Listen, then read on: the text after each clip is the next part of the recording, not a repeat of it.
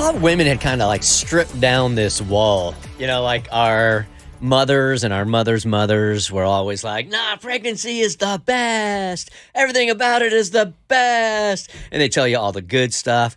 Oh, yeah, once I had the baby, it was a total change in my life for the better. And it feels to me like the last couple of decades that, you know what, women are like, you know what, sometimes it just sucks. So the fact that there's still some like almost unsaid conversations between women shocks me. Yeah, I was shocked too. First, I was floored by the information. Then I was pissed. Like I was legitimately mad that nobody warned me about this. Nobody told me about this. I didn't know to look for this. I didn't know to research this. And God bless the Bert Show listener that slid into my DMs. I was doing one of my booby TED Talks, and I was talking about weaning. What is a booby TED Talk? Yeah, on my Instagram stories, when I was pumping, during my pump breaks, I would just bring up different baby stuff, mom stuff, you know, just talking about anything and everything when it came to motherhood, asking for advice and things that I had like experienced, whatever. And this particular session was about weaning because our Bert's Big Adventure trip where we take kids with chronic and terminal illness to Disney World was coming up. It was going to be Jimmy's 1 year, you know, his first birthday.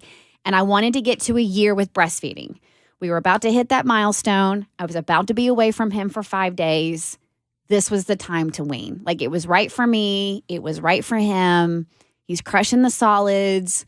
I'm ready to be untethered from the pump. Like, it was just the right time for us.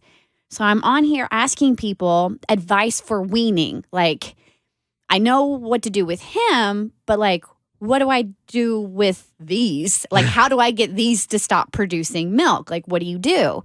And so it's not just like turning off a faucet. No, it doesn't work like that. And I'm getting all this great advice, and I'd already your body naturally does, you know, incredible things, and it adjusts to the baby. Like the fact that your nipples actually read your baby's saliva to know exactly what the milk needs to have in it to give them the nutrients they need is fascinating to me. What? You knew this. Yeah. We saw my stand up in Nashville. You knew this. I did? Yes. It was Even good. further? It was a good set. Sure.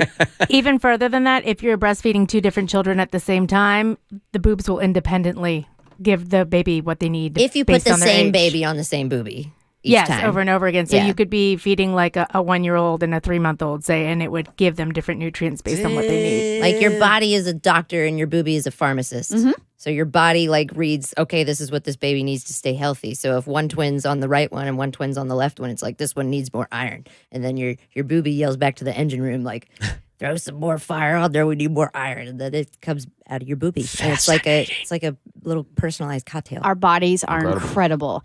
And, you know, I put out there, like, what do I need to do to dial his back? How do I make these puppies stop producing?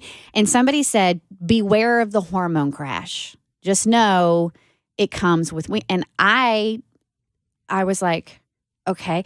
I just happened to search it because I started to feel a little bit off at the beginning of the weaning phase. And I came across an article written for The Cut by Megan McConnell that spoke to my soul. And I'm like, why are more people not talking about this? And then I shared what I was going through because I went through, I'm not going to lie, it was bad. I was in a really, really dark place. It was depression like I had never been subjected to before. What did that look like? Just not being able to get up, staying in your room? I was, you have a baby to take care of. And you talk about the lack of motivation, the mood swings, the irritability, the guilt. I'm going to share something that I have not shared and I haven't even told my husband, but I was sitting in the playroom with Jimmy and I was just like, it would just be nice to go to sleep and not wake up. Oh, damn. Wow. I mean, it was bad. It was really, really bad. And you're doing everything in your power just to kind of like to get by and you're giving your child everything that they need, but you are by far neglecting yourself. And I mean, trying to even get out of bed to accomplish anything was a massive feat. And I'm like, this is crazy. So I read this article and it makes total sense. And the paragraph that just hit me upside the head When you cut back on breastfeeding or pumping, or your baby does, and or stop altogether, your body produces less and less oxytocin and prolactin. These are good hormones. So it follows that you might feel something akin to a come down, feeling less and less calm and less contented, borderline suicidal in my case. Although as with breastfeeding, the dramatic hormone shift that happens when milk production decreases affects people as various as all other hormone shifts. So some people have really bad PMS. Some people don't have any PMS at all. So there are some mothers that are going to have really bad weaning depression and other mothers that aren't going to be affected at all. But yeah, so the fact that when you breastfeed, you do get this surge of oxytocin and prolactin, and it's all about letting your milk in, letting your milk down, and all of that stuff. So when you start weaning and those good hormones go away, there is a significant crash that can just like really knock you down. And nobody told me this. No doctor says to you, hey, No. just here's a heads up. If you're not feeling great, this Nope. might be happening. No. Cass? Well, here's the thing with the postpartum care for women, you go in 6 weeks after you have the baby. They check either your hoo-ha or your incision, and then it's like, all right, see you in a year at your annual. And that's it. Like, that is it. So they ask you how you're feeling. You're euphoric almost. Yeah, right, at because this point. because I'm still, I'm not. I wouldn't say euphoric because I was recovering from a C-section still. But no, incision looked good, everything looked good, and so then it's like, okay, well then I'll see you in a year at your next annual, and then that's it. And I'm feeling these things, but I didn't really know why. And if it wasn't for that Bert Show listener that said, beware of the hormone crash, and if I hadn't done a Google search, I never would have known. And then I asked Cassie, I'm like, I started asking my mommy friends. I was like, did you feel this? And Cassie was like, I saw the light bulb go off above your head, Cass. Yeah, no, the lack of information you get as a new mom is crazy to me. And when you talked about this, I was like, oh, that's what it was. This is normal. Would have been cool to have a heads up. Other countries literally send nurses to the houses of new moms as standard care. You get pelvic floor therapy as standard care, part of having a baby, which if you don't know what that means, it means you stop peeing yourself because you gave birth. Like, they get all these things in these support systems. And here you're kind of just punted out the door. You're like, cool. You don't have a hernia from your C-section incision. Everything looks good. Like Kristin said, bye. And there's so much more postpartum care that you need. You need to have a heads up about the depression and postnatal depression or the breastfeeding crash. And it is just, you're kind of left to fend for yourself. And if you feel like this stuff happens and you don't have other moms to talk to, then you think you're kind of going crazy and you're alone and you're the only one dealing with this when it's normal. Just nobody talks about it. And I shared this article and just admitted I'm most definitely going through post-weaning depression. Didn't even know that was a thing. My DMs were flooded with women who had no idea. And they were like, OMG, went through the same thing, had no idea, did not know this is a thing. Thank you for giving me a heads up. Didn't realize that this could happen. And there is no, this is gonna be a hard pill to swallow. There is no preventing it. Like it is what it is. However, there's ways to hopefully lessen the effect. Wean gradually, which I did, but it was still bad. Wean on your own terms, which I did, and it was still bad. Talk about your feelings, which I did, and it was still bad.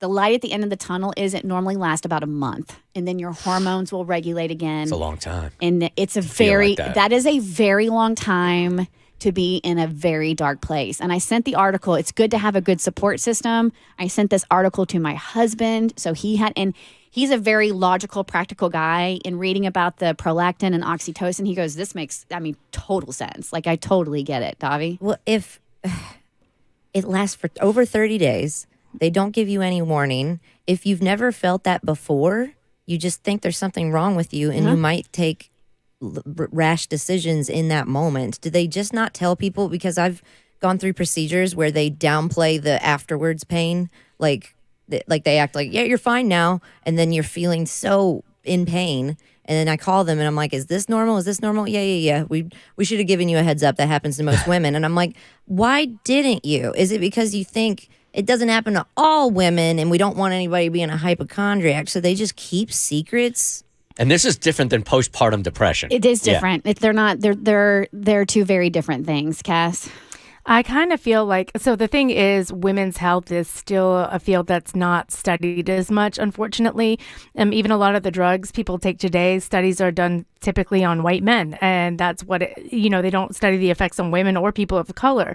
And it's all different. So I kind of feel like we need to make up a master list of things that happen to us that we didn't see coming and doctors don't really tell you about. And to give doctors credit, they're juggling a lot of patients. They can't educate every person on every single thing that may happen to them, but there needs to be more educational materials put out there. So like I'm having an issue now with the diastasis recti, and that means a lot of stuff. I'm going to have to go to a general surgeon to get that looked at after giving birth. The depression, the hormone crashes. I think we need a master list. Yeah, I would be like, just give me a sheet of paper, like heads up, this may or may not happen, but just be on the lookout for it in case it does. You're not crazy. And then I'm on Very Well, and I'm looking, and it goes, as of now, the phenomenon hasn't been researched extensively, but there are many anecdotal stories of mothers sinking into intense depressions following weaning. We need more research! So what was that one article one more time? Because you might be helping a whole bunch of women. I'm going to share it. I'm going to give it to our social media director, Rebecca, to share. It was from The Cut by Megan McConnell, and she's been through it.